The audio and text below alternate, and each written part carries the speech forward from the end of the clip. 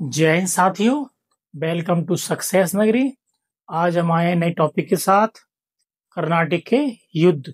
लेकिन आइए शुरुआत करते हैं थॉट के साथ। सफलता केवल अत्यधिक परिश्रम चाहती है। मीन्स सफलता का कोई शॉर्टकट नहीं है। सफलता सिर्फ हमें अत्यधिक परिश्रम से ही मिलती है। तो आइए शुरुआत करते हैं। आज हम पढ़ाएंगे आपको कर्नाटक के युद्ध।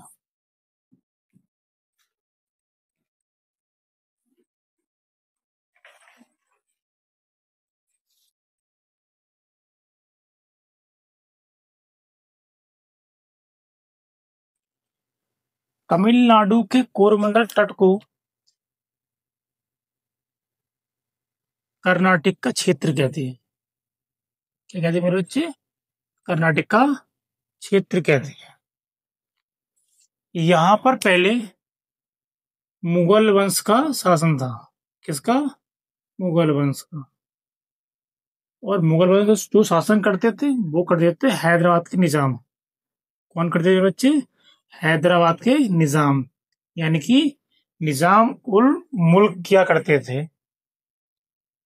जैसे ही हैदराबाद की स्थिति कमजोर हुई, बार मराठे आक्रमण कर रहे थे।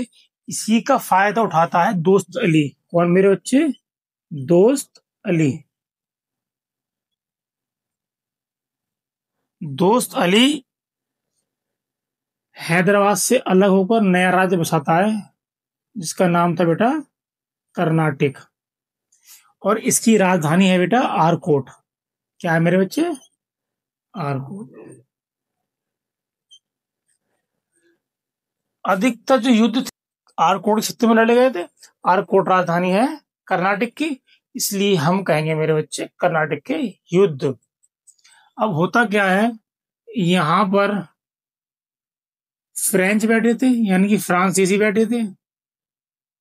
और इधर इधर मद्रास में सेंट डेविड पे और जॉर्ज के किले पर बैठे थे अंग्रेज, यानी कि ब्रिटिशर।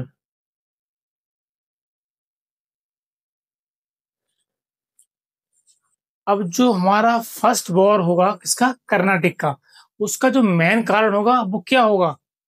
यूरोप में ऑस्ट्रिया के उत्तराधिकारी को लेकर एक युद्ध शुरू हुआ यूरोप में। और यूरोप के जो बाहर रह रहे फ्रेंच और ब्रिटिशर के बीच आपस में जंग शुरू हो गई, यानी युद्ध शुरू हो गया। अब होता क्या है, फ्रांसीसी अपना जहाज लेकर पौंडुचेरी से जा रहे थे चंदननगर की ओर। चंदननगर पड़ता है बच्चे बंगाल में। तो चंदननगर की ओर जा रहे थे, इसी बीच अंग्रेजों ने इनके जहाज पर अटैक कर दिया और इनके जहाज थे उसको जलाकर राख कर दिया। इससे होता क्या है मेरे बच्चे? फ्रांसीसी नाराज होते हैं और मॉरिशस के फ्रेंच गवर्नर की सहायता से आक्रमण करते हैं मद्रास पर और सेंट जॉर्ज पर। जब आक्रमण करते हैं तो अंग्रेज मदद मांगते हैं किससे? कर्नाटक के नवाब अनवरुद्दीन से। तो अनवरुद्दीन अपने सेनापति महफूज आलम, किसको? महफूज आलम को 1000 की सेना के साथ भेजते हैं। फ्रेंच सेना का नेतृत्व कर रहे थे वो थे कैप्टन पैराडाइज।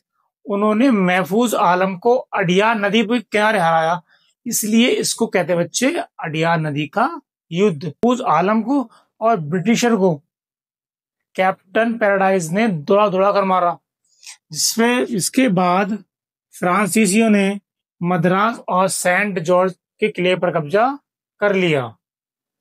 अब इसको पहले बताता हूँ।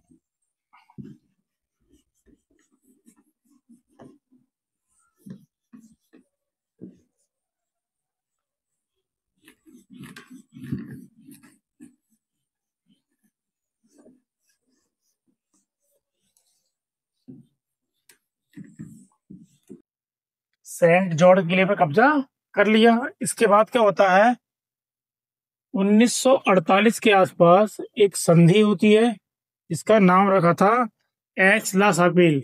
एक्स ला सापेल।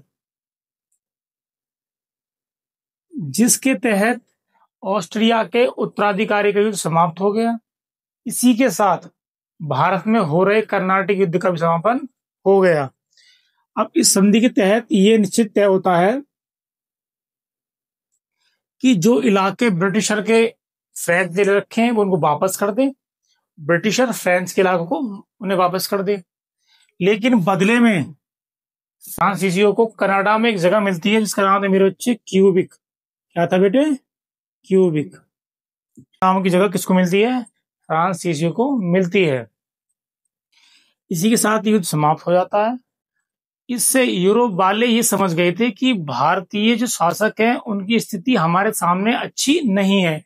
अगर हम मिलकर उन पे हमला करें तो हम भारत पर शासन कर सकते हैं। ये था कर्नाटका फर्स्ट वॉर, यानी कि कर्नाटक वॉर फर्स्ट। अब मिलेंगे हम आपसे नेक्स्ट वीडियो में। जब तक के लिए जय हिंद, जय भारत।